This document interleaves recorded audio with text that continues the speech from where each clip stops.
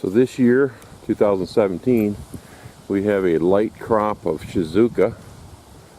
We had a kind of a damp, wet blossoming time. So this tree did not get too much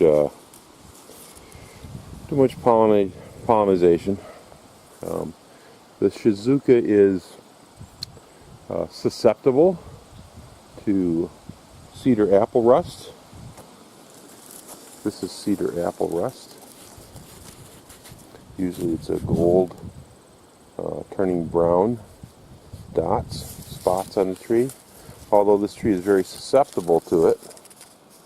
I don't have much, never have much on the leaves.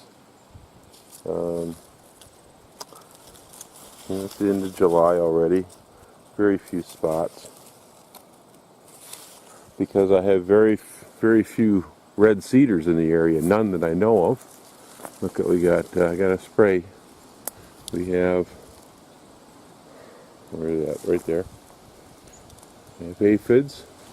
Those little green dots are all aphids. Notice the ant on there? He's checking them. Aphids produce a secretion that the ants eat, so they farm aphids like cows.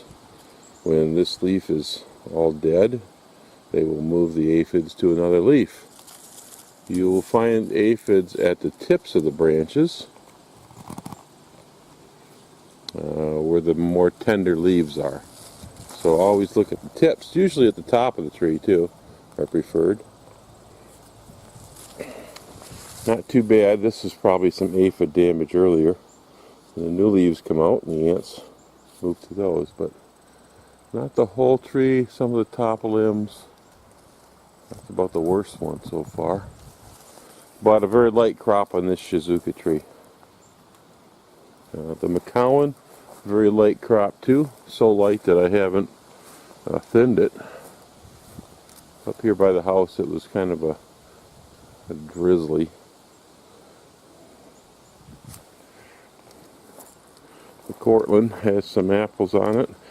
You tend to get these weird sets up here on the tree where the whole north side of the apple tree was heavily pollinated, and the other side of the tree is lightly pollinated. That was on the windward side. The Liberty tree is, I would call it a light set, medium to light set. So here we have damage.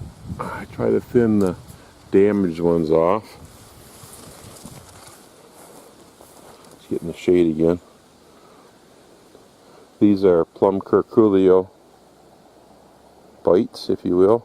They cut a slit, lay an egg, and the egg hatches fairly quickly and then burrows into the apple. There's another one there.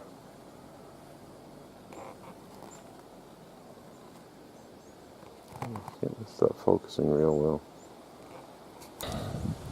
So if you have plum curculio damage, kind of makes an unsightly apple. Still good to eat. If you cut it open, you'll find little brown tracks through the pulp, and then the insect, when it gets large enough, it exits the apple, drops to the ground, pupates into the adult, and overwinters underground. Then comes up in about June from the ground to mate and to lay more eggs. So the inside of this apple will have like brown tracks in it. Still makes good cider. Not a very nice looking apple though. Leaf damage similar to this is typically, I think, caused by caterpillars that will cut. They cut with like pinchers, and they cut across the leaf, and they'll cut circles, or they'll cut across the leaf and just cut it right off.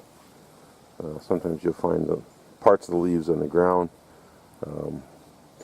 Chafers typically will punch holes in a leaf, especially cherry leaves, I've noticed. Really tiny holes, lots of them, and it almost skeletonizes the leaves. You'll just have the veins here in the leaf. left, and then there's just holes. Looks like a skeletonized leaf for chafer damage.